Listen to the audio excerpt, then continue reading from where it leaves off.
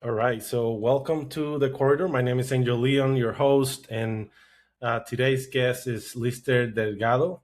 Almost no one in venture actually owns right the firm they invest from. Most people spend their careers as one partner among other partners and several others, investing someone else's conviction as much as their own, basically. But like I mentioned, my guest today, he did the rare thing. Lister Delgado, he co-founded Idea Fund Partners back in 2006, if I'm not mistaken, as a junior partner. And over the years, he bought out um, all the other three partners one by one until he basically owned the entire firm. And today, he's the sole managing partner of basically what it is one of the most active early stage funds in the Southeast. And I wanted to talk to him specifically because of that, because um, that path going from junior partner to a sole owner opens up a conversation our audience rarely gets to hear, what it actually takes to own and control your own capital and how that ownership changes who you're free to bet on, basically. So, Lister, welcome to the corridor. Thank you. Much appreciated, Angel. Good to be here. Thank you for your time and sharing your story with the audience. And I want you to take us back to the beginning. You started Idea Fund as a junior partner in 2006, and over time, like I mentioned, you bought out all the three partners. Almost no one does that. How did that even start, and how did you know at the beginning where it would end up?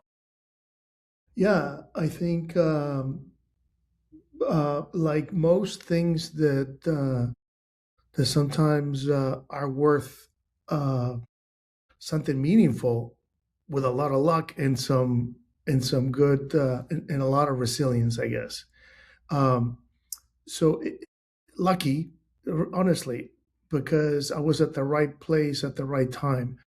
But at the same time, I think perhaps the most important part is to not necessarily follow a prescribed path. Um, Sometimes you get lucky when you buy the lottery ticket. You win the lottery when you buy it. You don't win it if you don't buy a ticket. So surprise, surprise. I never buy a lottery ticket, but when it comes to work, I had aspirations to become an entrepreneur. And then when I went to business school, I learned about venture capital. And then I really wanted to become a venture capitalist. I think the more traditional path for me would have been move to Silicon Valley, and I moved to North Carolina, not the mecca of venture capital, I have Places. to admit, on entrepreneurship. But when you think about it, it's a very interesting place with a lot of technology, a lot of innovation, a lot of underserved founders, uh, some Latino, some minorities, some not. And that created, I think, for an opportunity. Not a whole lot of managers, whether Hmm. there were emerging managers or not.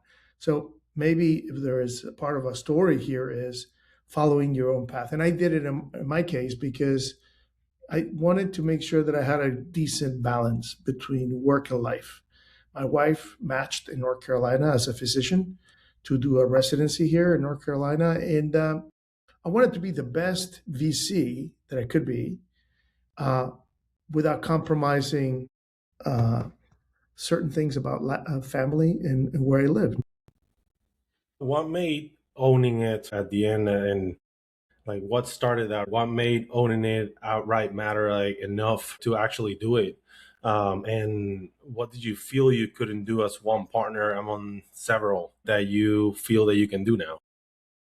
Yeah, I mean, honestly, at the beginning, I don't think I thought about it much. Uh, I wanted to join a firm, in any firm that I could get into.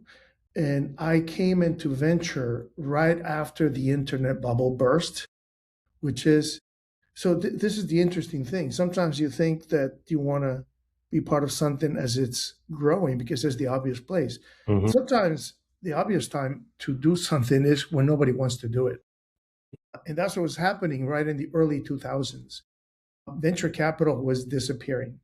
I graduated from business school. Nobody wanted to do anything with entrepreneurship and venture capital because it was very risky. Hmm. What it did in my case, as a Latino immigrant, it took away my competition. I'll tell you, when I was in business school, I Interesting. couldn't get an internship with any firms outside of North Carolina or in North Carolina. Even though I was the president of the venture capital club, I'm not saying it's because of my accent. I'm just, I think there was just not that many opportunities. But when the internet bubble burst, all the competition went away. All my competition went away. So but I didn't change my path. So I was able to find an opportunity in a firm that was being created, and that's what was the predecessor to Idea Fund Partners.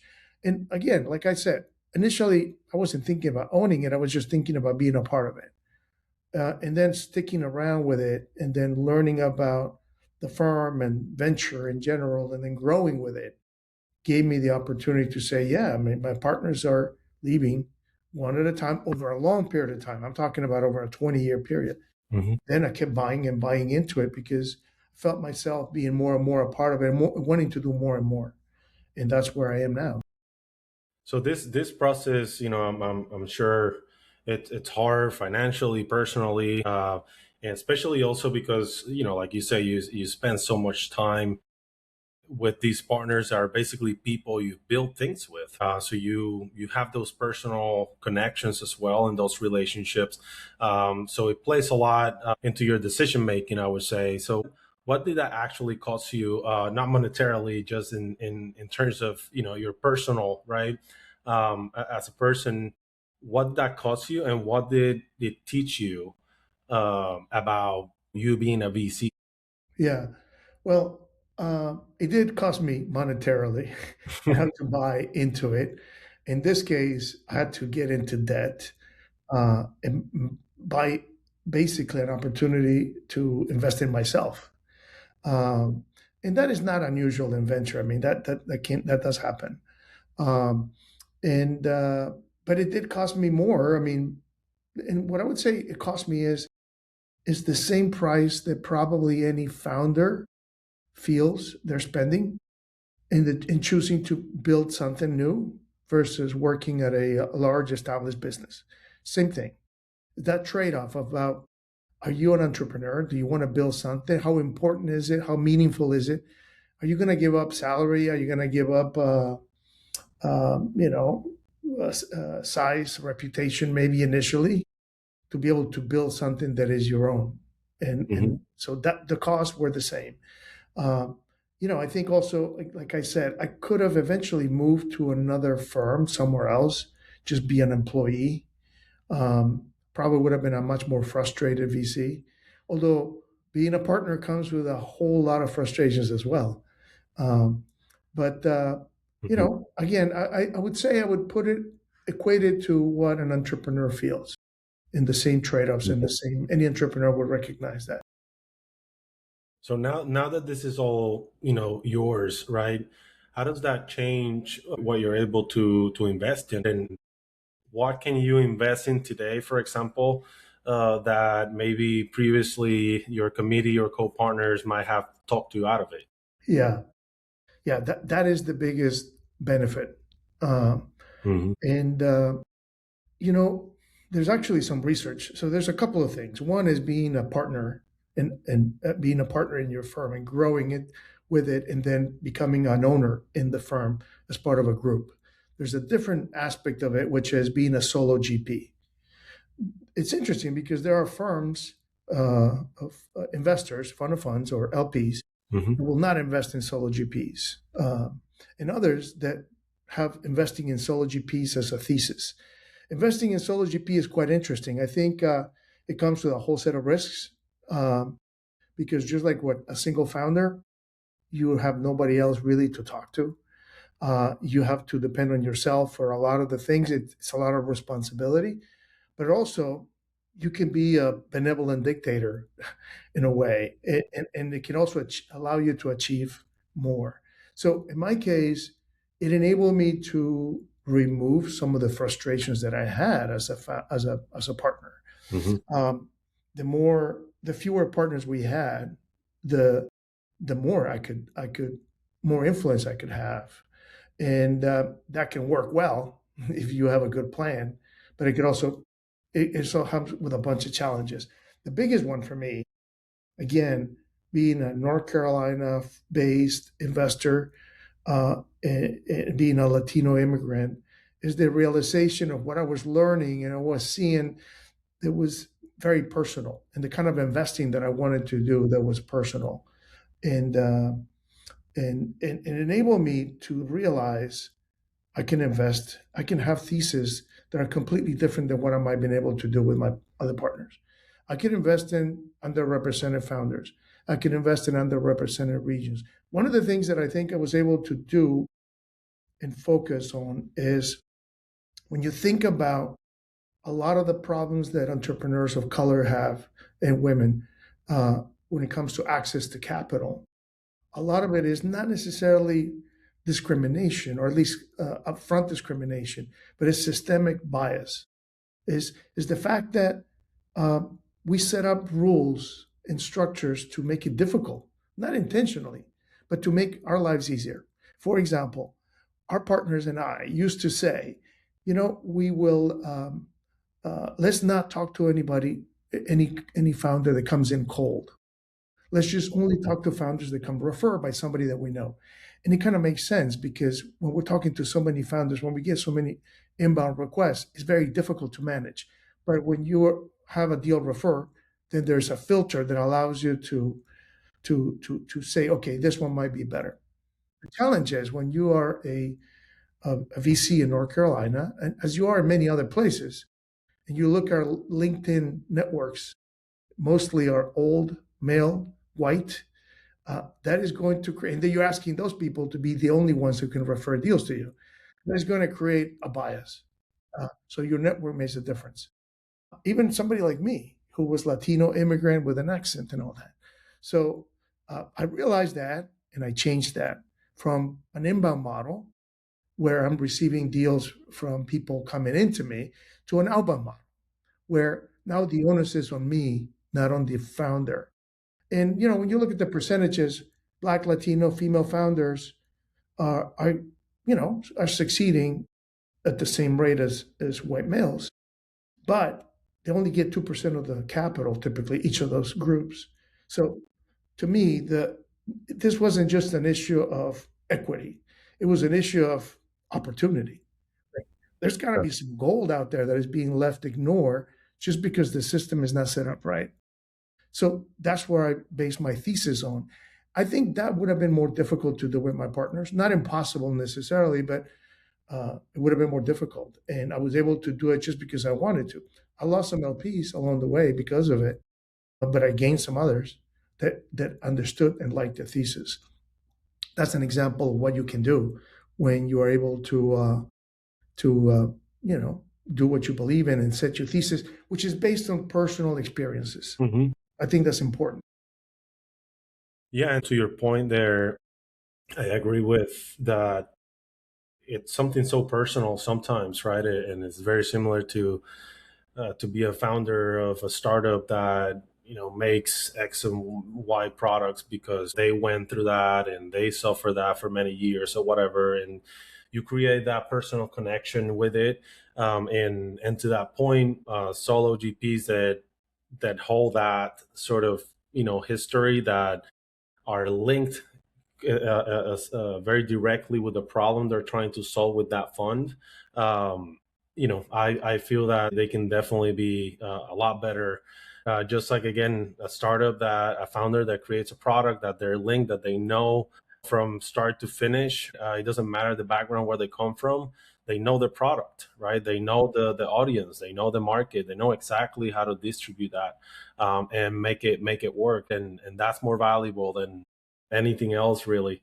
So I definitely agree with that. And a lot of our audience, it's building, whether they're founders or they're emerging VCs, or they want to be in the VC space, and they're building places and communities where basically, like you mentioned, traditional venture overlooks. So you spend your career backing these early stage founders in the Southeast, not Silicon Valley, and you've been very vocal about the funding disparities in the Latino and underrepresented founders as well, not just the Latinos. And So when you fully own your conviction, does that free you, right, to see value where the rest of the industry isn't looking? Yeah, yeah. But it does come with challenges because it's not a thesis that everybody believes in. Uh, but it does allow me to, like you say, follow my conviction, follow my experience, follow what I know is possible. And again, I think when you explain the thesis to someone else, regardless of their background, they get it. Hmm. Like, yeah, it's to me, it's pure math. And I don't. It's not a matter of whether somebody can understand uh, does he can understand sort of equity or inclusion or or whether it's fair or not. Hmm. It's math, right? So I think from that perspective, but it you need to live the experience. You need to understand it in order to be able to make sure that your thesis is meaningful and makes sense. Right. That's where it comes from, I think. Hmm. Hmm. And with the I'm just curious, in that area that you focus on, right, in the southeast, what are the top industries right now that are blooming, you feel, right, in that area, compared to maybe the northeast or even the west coast? Actually, the Southeast is a very diverse region. You have uh, a lot of cybersecurity. You have a lot of defense technology, a lot of dual use technology in the Washington D.C. metro area. You have some life science in Virginia, Okay. North Carolina. You have a lot of services, a lot of uh, large companies in the Atlanta area. There's a lot of banking in Charlotte. There's a lot of banking in Atlanta as well. Financial services. There's a lot of software in the entire region, uh, and I think our region is very much very similar to the global or the national sort of region that there's quite a bit of everything, and we're seeing the transformation that AI Hmm. is having. We're also seeing the transformation that some of the medical technologies are having, things like CRISPR, for example. Uh, we have companies that are working in quantum computing here, chip cooling, AI design, a lot of hardware, but also a lot of software. We are a very rich and diverse region. That's one of the things that I had to do. I had to focus on because I was primarily focused on investing geographically now. Hmm. Um, I had to open up the aperture of the kinds of investment that I was willing to make, from consumer focus to Hmm. hardware to software, rather than saying this is a focus area, because we're very rich and very diverse, and and I think is very representative of the of what is happening. But the challenges that we're seeing are very similar to the challenges that we're seeing every. AI is Hmm. really transforming what we invest in trying to figure out what's the next chapter, what is the next technology, what are the next variables to bet on. Interesting. And are you seeing a lot of, of course, AI companies being formed, but a lot of AI that's being applied to areas where maybe 5 years, 10 years ago, you were never seeing, these kind of deals coming in? Yeah, I mean, I've been investing in AI. I'm an electrical engineer by training. Uh, I mean, I was studying AI when I was in grad school in 1999. Wow. Sorry, 1995. Uh, and we made investments in AI, which was really machine learning, 15 years ago. Um, and and so obviously back then AI was very different, and it wasn't as omnipresent, and it wasn't as applicable. And then what happened is we ended up building large language models. But before then, before ChatGPT and Claude and Perplexity, all these companies emerged, we were already making investments in AI in certain areas. What has been happening lately is definitely the next evolution, which is the application starting to come up, just like what happened with the internet, Hmm. sort of enabling. um, different applications, software applications really to start to be built. We're starting to see now the applicability of particular problems. In one sense, everything is being disrupted, but in another sense, it's exactly the same cycle that we've seen before, right? It's just an evolution. What happens is initially you have the infrastructure, and then next comes the applications, and that's what we're seeing today. But what is really different from 10 or 15 years ago is the speed at which companies are changing, technologies are being built, and and that makes products not be the thing that we can really bet on so easily. We used to bet 10, 15 years ago a good product was enough to be a differentiation, and that was good enough to bet on.